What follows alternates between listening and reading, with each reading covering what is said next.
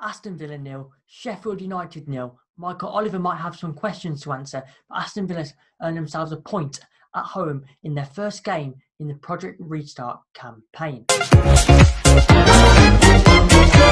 Hello, welcome to my journey into the media world. Welcome to the first ever episode of the virtual fan cams.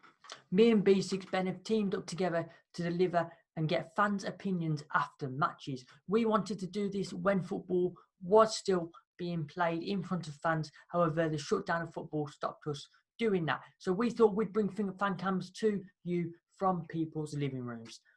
If you do go on to enjoy video, guys, please to leave a like on the video and subscribe if you are brand new. I'm trying to do a lot more content now. Football is back and Aston Villa are playing. So if you're watching this video and you are new, please go and hit the subscribe button for more content like this. But without further ado, let's see what the fans have to say after Aston Villa 0, Sheffield United 0. So we're up the Villa, so first game back today, and I think that's the best game I've ever seen us play. We were solid as a team, the performance was outstanding, the passes were outstanding, our defence has improved since a few months ago against Leicester. Our defence is improved a lot. Overall, I thought it was an okay performance to decent performance from the Villa boys. I think you can look at this at one to two sides. On the one side, even though it's not the 3 points that we wanted, which would have been nice to help us gain some footing in the league in this restart, try and gain us up there and try and secure our place in the Premier League. I think a draw's not that bad against a team that has been really performing well this season. So the first game after 3 months, and overall I'm not too disappointed, but we knew how much we needed this win today to climb up the table. If only Villa were just a little bit more clinical in front of goal, I guarantee we would have put at least one past their keeper today. I'm happy with the result. I mean, I'm perfectly happy considering, Sheffield United were robbed. I thought it was an even game. It could have gone either way. We played good, weren't special, weren't bad though. You got to consider as well, we're coming back from a pandemic. Months without football, it's going to affect you. It's going to affect, the players' confidence and their ability to, play within a competitive environment. So to come back and play against a decent Sheffield United team who are trying to push on for the Champions League and get a draw out of it, we've had a few chances as well. So I'd say it's a positive start. If I'm honest, I really don't know what to make of that result. On another day, if you would have offered me a point against Sheffield United, I would have 100% said yes. They're not battling for European football for no reason. They're a decent side, really good side, and I respect Chris Wilder enormously for what he's done at Sheffield United. But it was that game in hand, and we needed 3 points because we needed to jump out the relegation zone and frighten the other teams off, and we haven't done that. So yeah, I don't really know what to make of it, to be fair. Wow. So, over 100 days without football, but we've done it. We've got past it. We've played the first game.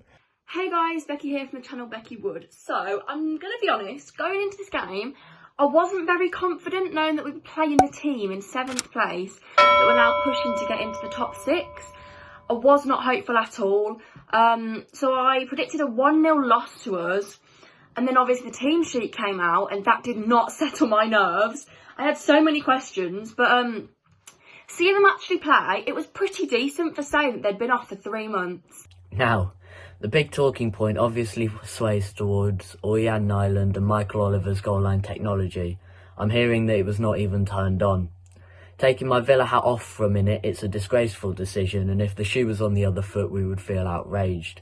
The whole thing was a shambles, even VAR not coming into play, but you win some and you lose some, and it's nice to be on the positive end of a bad refereeing result, even if it doesn't feel morally right.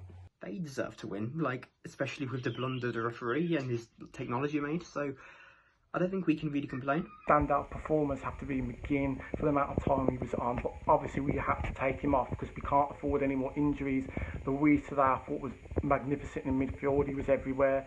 Before the break he was low on confidence. Davis was mature, he came out from the blocks, his strength caused them a lot of problems, forced them to go down and get free kicks, which I don't mind him doing, as long as he's not doing them intentionally, and that just proves that he's maturing his game and using his strength to his advantage.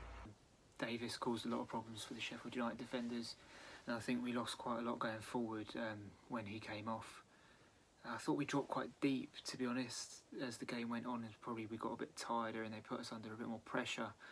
But to be honest, you know what, I think probably better than I've seen us play for quite a while. John Mcginn, I thought fair play. You know, I didn't expect him to last as long as he did. Come back from a pretty serious injury, months without action. You know, I don't think he stood out.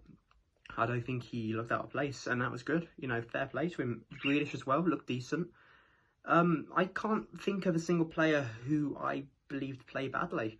I thought we were solid, fairly solid. We didn't look uncomfortable, I don't think. I thought we looked pretty, you know, competent. Having Mcginn back as well is such a serious help.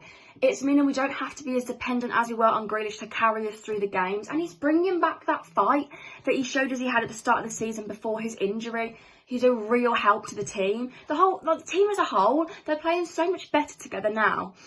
Even Nyland in goal, I was a bit sceptical when I saw him starting, but he did a cracking job. You know what? Good on him. I think the lineup that we chose was a little bit better, made us a little bit more solid with set pieces. If we can focus on them, maybe we can get some more points in the remaining games that we've got. The one player I would obviously say El Ghazi. He looked dreadful on the wing. I'm a massive fan of him, but even I've got to admit he was bloody poor today. Hopefully he can bring back some form, and I thought Trezeguet actually did a lot better in his place. He sat too deep. He could have pushed up a bit more, not trapped back as much as he did. Hourahan, he didn't do much. I didn't really notice him playing. He didn't stand out for me. He was just there. The goal Sheffield scored shouldn't have stood anyway, because Davies pushing Ireland into the goal. Obviously, we had the goal line technology controversy, which, if we're being honest, it was a goal, wasn't it? The technology's let them down there, but we'll take it. I think that probably counteracts the Kevin Friend decision against Crystal Palace. The referee's Apple Watch didn't work, just like my phone at Villa Park, but I am semi-happy. Moving into the coming weeks, I think it offers us some positives. A new defence seemed well drilled and compact, keeping a dangerous Sheffield United team at bay for large quarters of the game. We move on to Chelsea now, where we lie in the bottom three by just a point. It's given me hope for the future games. Obviously, we've got a hard fixture list coming up, but this is a real good start back for us. You know, the signs are there. We can push on from here, and we can hopefully continue to build on from this positive start. Because in my opinion, that is positive. You know, we didn't lose against a good team, and we had chances to win the game. So at the end of the day, I'm not going to complain. You know, a point is a point. Every point matters at this point in the season because we don't want to go down. And I think, you know, as long as we can continue to stay positive and keep, building up the performances, we'll be fine. Obviously, we have got Chelsea on Sunday as well. So, yeah, that'll be interesting. If I'm going to give a prediction, I'm going to say 1-1. I'm just going to be optimistic. I'd 100% take that. However, next week, we are playing Newcastle, and it's a must win game. I also want to say a big, massive thank you to Aston Villa Football Club for supporting the NHS.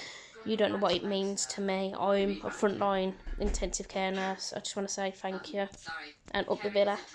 Well, there we have it. Aston Villa kicked off the Project Restart campaign with a 0-0 draw. Now, I'm pretty pleased with this, having reflected on it for quite a while. I thought we played very well in the game, like many of the people did say, and it showed we got that fight and passion. And I think if we can take that into our remaining games, then I think we will be okay. A point in hindsight against Sheffield United isn't that bad when they're probably pushing for those Champions League spots. Of course, there was a very controversial point with the goal line technology. Of course, it was a goal. I'm not going to deny that. But at the same time, there has been times where Villa haven't got it their way. So they even themselves out, in my opinion. If you have enjoyed this episode 1 of Virtual Fan Cams, then don't forget to hit the like button, subscribe if you're brand new, and don't forget to turn on your post notifications. But until next time, goodbye. See you at Chelsea. Up the Villa. Hit the subscribe button and follow my journey to the media world. Click the video choices on screen to see more of my work.